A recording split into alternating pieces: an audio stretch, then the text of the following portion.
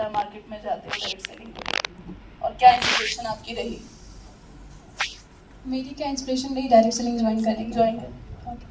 First of all जय direct selling. हम direct selling वाले हैं ना, जब तक अच्छा आवाज नहीं आता तो हमारे मुंह से आवाज नहीं निकलता। जय डायरेक्ट सेलिंग।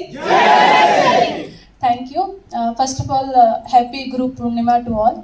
हम जिस इंडस्ट्री में हैं उस इंडस्ट्री में एक दूसरे से सीखते रहते हैं, कब पता कब आपकी वीडियो से कुछ सीखा होगा, तो आप सभी को बहुत बहुत थैंक यू कि आपने हमें सिखाया।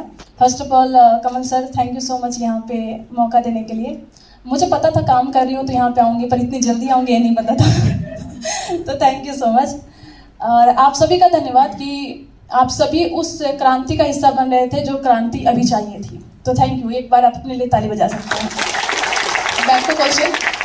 तो मेरा नाम मधुसूदी है, मैं बिहार के एक छोटे से शहर से बिलोंग करती हूँ।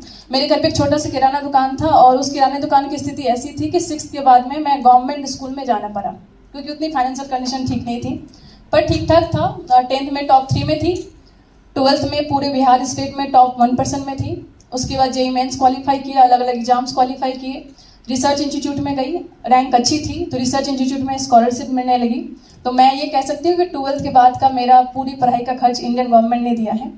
ग्रेजुएशन कर रही थी और मिडिल क्लास फैमिली की लड़की को अगर इतना मिल जाए तो लगता है कि ज़िंदगी में ठीक ठाक कर लिया है।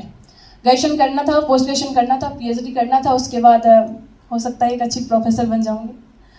तो ये लाइफ में माइंड में था कि ये ठीक है। उसी टाइम पे जैसे आप लोगों को इंट्रोड्यूस किया जाता है डायरेक्ट सेलिंग के बारे में, तो मुझे भी इंट्रोड्यूस किया गया था और मैं बस ये सोच रही थी किस तरीके से मना किया जाए। क्योंकि साइंस बैकग्राउंड से थी तो कुछ भी ऐसा आंसर नहीं देना चाहती थी जो लॉजिकल नहीं था। तो मैं लॉजिकल आंसर ढूंढना चाहती थी कि मैं मना करूं कि डायरेक्ट सेलिंग इन इन कारण से मुझे नहीं करना।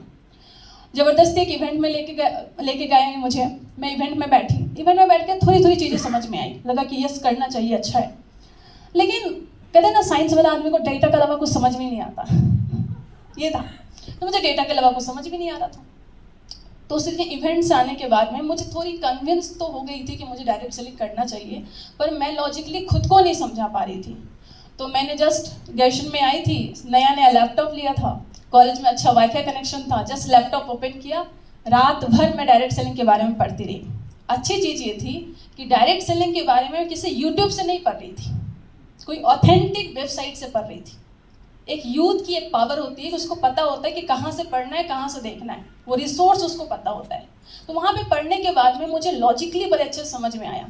आप लोग हमेशा एक बात करते हैं, एक डायलॉग मारा जाता है, खुद का बेटा झूठ बोल सकता है पर डेटा झूठ नहीं बोल सकता। तो डेटा झूठ नहीं बोलता, तो मुझे बड़े अच्छे से समझ में आया और उसके